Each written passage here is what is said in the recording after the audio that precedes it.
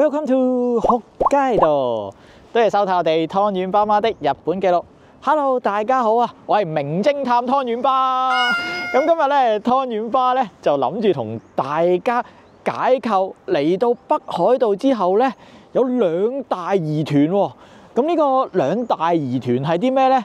因為咧最近咧有啲觀眾咧就問阿湯圓爸，究竟北海道有幾多個outlet？同埋另一個問題就係我哋成日搭飛機嚟到北海道呢一個新千歲空港，咁點解叫新千歲空港？係咪有一個叫舊千歲空港嘅呢？咁今日呢個名偵探湯圓爸就諗住咧同大家解答呢兩個疑難啦。咁今日咧第一個我哋要解答嘅問題咧，就係呢個北海道嘅 outlet 問題。咁如果你問我咧，而家北海道總共有幾多個 outlet 咧？我會答大家係1.1個。咁點解會係1.1咧？因為咧係除咗一個之外咧，另外仲有0.1個 outlet 剩嘅。咁嗰0.1個 outlet咧，就係而家我湯圓爸身處嘅地方啦，就係呢一個千歲呢啦。咁點解我會同大家講係得返0.1個？而家就即刻同大家入去睇下，就探個究竟先。Let's go！如果你仲未訂閱我哋頻道嘅話呢，就快啲訂閱返啦！仲有唔好唔記得 follow 我哋 Instagram 同埋 Facebook 啊！由湯圓爸媽主理嘅 Go to 學街道 Travel 正式上線啦！如果嚟到北海道旅遊有需要機場接送、包車或者訂製行程計劃等等嘅話呢，就可以上返我哋嘅網站 www.學街道 .com.hk 瀏覽詳情啦。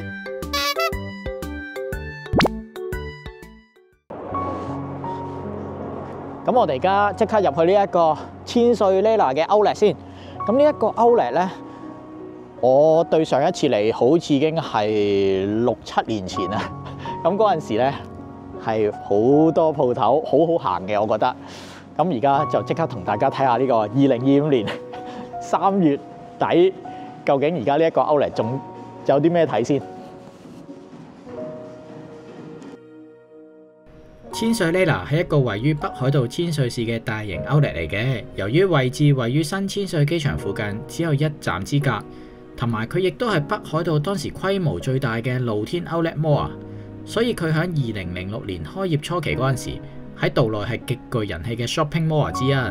但自從2010年位於近接近札幌市中心嘅三井 Outlet Park 北港島落成之後，由於交通便利、唔受天氣影響嘅室內營等等嘅利好因素之下，再加上早年疫情影響，導致千歲呢啦步上衰退之路。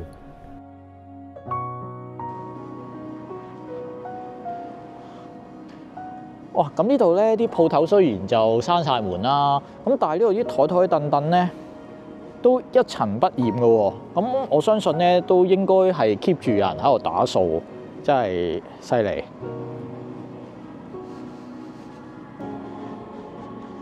呢度咧呢一間鋪頭咧，仲裏邊仲貼住一個 coming soon。咁究竟佢係咪真係仲會再次復活開返門咧？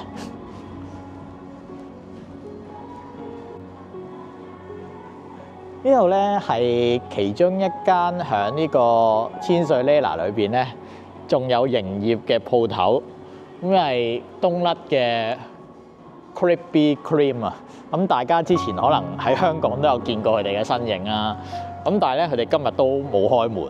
佢哋啱啱我睇翻，原來佢哋今年嘅3月17號開始咧，都淨係會喺星期六日同埋呢個紅日開門嘅啫。咁我哋今日嚟到咧都摸門釘。咁但係佢平日開門，我相信應該都冇咩客會特登過嚟買冬甩㗎啦。不過咧，雖然佢哋冇開門啦，但係咧，原來佢哋呢一度咧有個工場喺裏邊整冬甩㗎。今日雖然佢哋冇營業，但係個工場係有開，可以睇下裏邊啲人喺度。哇，好多冬甩啊，即炸㗎！咁我可以參觀下喺度整冬甩嘅過程啦。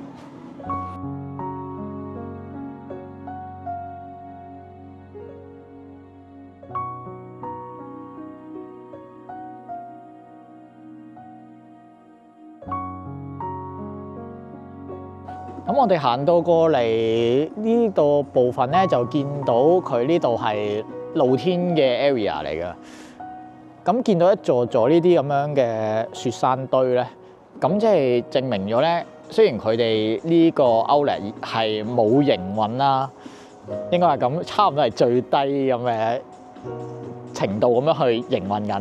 咁但係咧，佢哋呢一度咧，全部都係有做到除雪嘅，咁即係起碼就係剷翻條路出嚟俾人行，咁所以就會見到呢啲一座座嘅雪山堆喺度，咁即係咧佢哋都有做呢個最低程度嘅打理嘅喺度。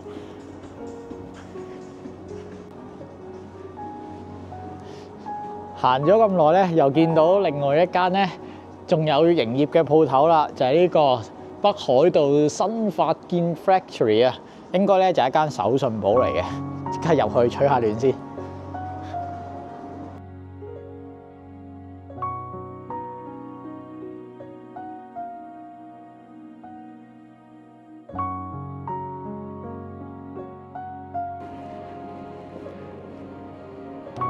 好，咁就同大家行咗一個圈啦。咁其實咧都行唔到一個圈，因為咧佢有一半嘅 area 咧都已經係即係封咗路咧，就唔俾你行嘅。咁大部分嘅鋪頭啦，就好似大家所見到啦，其實都已經冇營業㗎啦。咁同埋咧，我最大嘅感想就係話，而家都已經係融雪嘅季節啦，3月尾咁上下啦，好凍啊，真係搞唔掂。我話今日冇戴手套，真係一個失敗添。咁都理解到大家會唔選擇佢嘅理由，就係因為真係如果佢一個雪國嘅地方做一個露天嘅 Outlet咧，呢個暖氣嘅問題都真係一定要去解決嘅。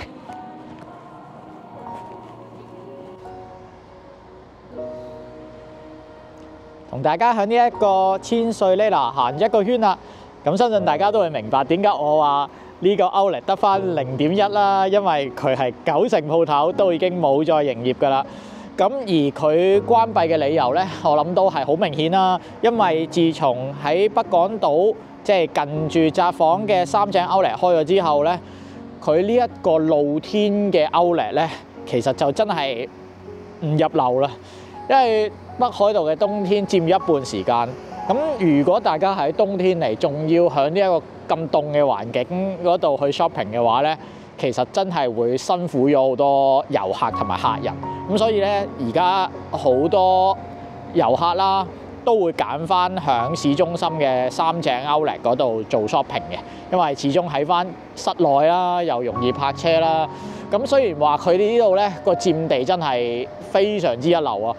喺我身後嘅南千歲站行過嚟都唔需要5分鐘 ，JR 直達咁滯㗎啦。咁但係都做唔住，咁當然就理由就好似我頭先所講嘅。咁我哋覺得都幾可惜嘅。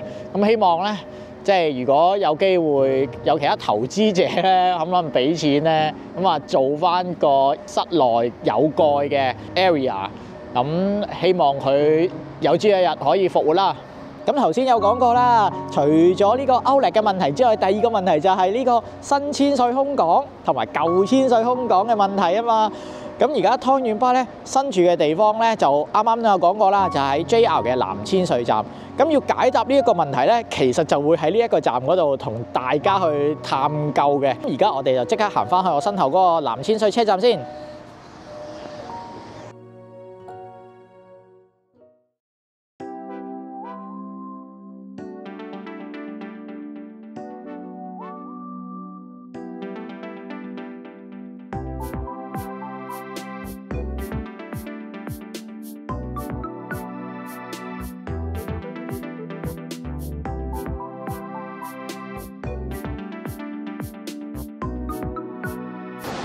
大家見到我而家身後呢一個 JR 嘅南千歲站啦，其實咧佢以前咧個名就叫千歲站，亦都係咧喺新千歲空港啟用之前咧機場嘅站嚟嘅。咁以前咧我而家身處呢個位置咧嘅左手邊啦，其實咧就係叫做千歲空港。換言之，而家呢個 JR 南千歲站嘅位置咧，就係舊千歲空港啦。咁究竟呢一個舊嘅千歲空港，仲有冇一啲遺址係可以睇得到嘅咧？我哋而家就即刻同大家去睇下先。Let's go！ 咁喺 JR 南千歲站出咗站之後轉左，呢度咧有個出口嘅。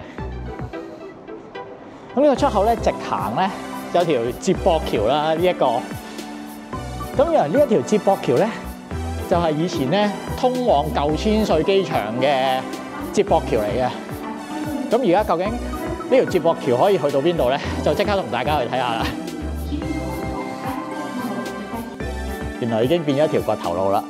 咁佢呢度落去咧，就係可以搭巴士去翻札幌啊、千歲啊、支笏湖嗰邊嘅。咁我哋都落一落去睇下有啲咩睇先。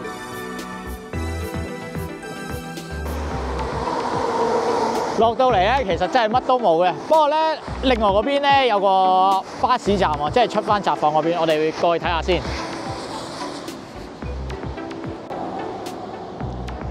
咁我哋而家行到嚟呢邊啦，就好明顯見到咧，我哋頭先啱啱行過嗰條接駁橋咧，去到中間就斷咗㗎啦。咁大家可以想像下咧，以前呢條接駁橋一路咁樣勒過去，咁就係即係而家咧有啲圍板封住咗啦。而家做緊係個停車場嚟嘅。咁呢一個停車場嘅位置咧，就係以前舊千歲空港嘅航廈啦。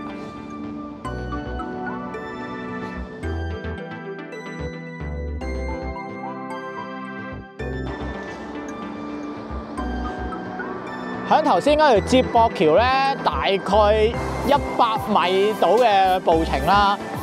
咁就會見到我身後呢一個千歲空港嘅一個石碑喺度。咁即係咧，而家我哋身處呢一個位置咧，都已經係以前嘅千歲空港嘅範圍嚟㗎啦。咁而家咧，你見到其實都仲係好大片平地嚟㗎嘛。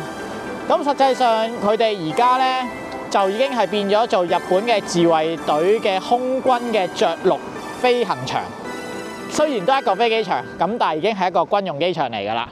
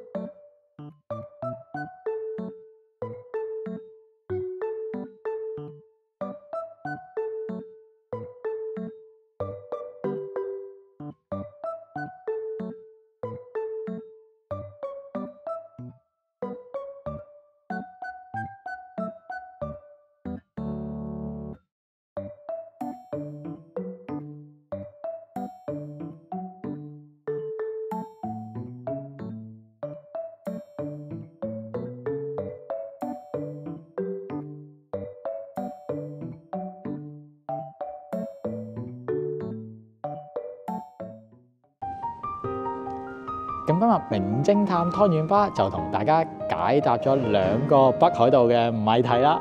咁佢哋兩個謎題咧都係咁啱得咁巧，係喺呢一個 JR 嘅南千歲站嗰度可以揾到答案啊。咁第一個就係頭先我哋去睇過嘅前身Outlet千歲 Lela 啦。咁另外一個咧就係舊千歲空港嘅遺址。咁雖然咧呢兩個地方咧都唔可以講話係一個景點嚟嘅，大家其實嚟到呢一個南千歲站咧係冇其他嘢可以做。不過咧都有好多人會係嚟到呢一個 JR 嘅南千歲站嘅喎。咁點解咧？其實咧，因為如果大家係搭 JR 由新千歲機場，無論係去登別啦、洞爺湖啦、函館啦，甚至係拖文湖星野度假村或者川路咧，其實都要喺呢一個 JR 嘅南千歲站嗰度轉車嘅喎。咁所以咧，大家咧係好大嘅機會，或者好多機會咧，都會經過呢個 JR 嘅南千歲站。雖然附近係冇嘢好玩、冇嘢好食，如果你話要食嘢嘅話，最多都係好似我哋頭先咁，去咗頭先呢個千歲呢嗱後面嘅一個蕎麥麵鋪啦。咁除此之外咧，就係得返間便利店。咁所以咧，如果大家係有時間轉車嗰陣時，係想揾地方食嘢嘅話咧，咁就可以去我哋頭先介紹過嘅呢個蕎麥麵店啦。咁或者大家喺轉車嘅時候仲有時間剩嘅話，都可以去翻頭先我哋呢個千歲空港嘅遺址嗰度打個卡證明自己有嚟過呢一個北海道啦。仲有我哋呢個 Go to Hokkaido Travel 正式上線啦！如果大家有需要喺新千歲機場揾接送或者定製任何嘅北海道行程嘅話，都非常之歡迎上翻我哋嘅網站 www.hokkaido.com.hk 瀏覽詳情同埋聯絡翻我哋啊！咁今集嘅介紹就到此為止啦。如果大家中意我哋呢條片嘅，希望大家俾個 like 支持我哋啊！如果對我哋嘅影片或者頻道有任何嘅意見，或者有想我哋介紹嘅地方嘅話，都非常之歡迎大家留言俾我哋㗎。如果想睇更加多北海道同埋日本其他地區嘅旅遊資訊，咁就唔好唔記得訂閱翻我哋湯圓爸媽的日本記錄啦。Thank you，多謝晒大家，下集再見，拜拜。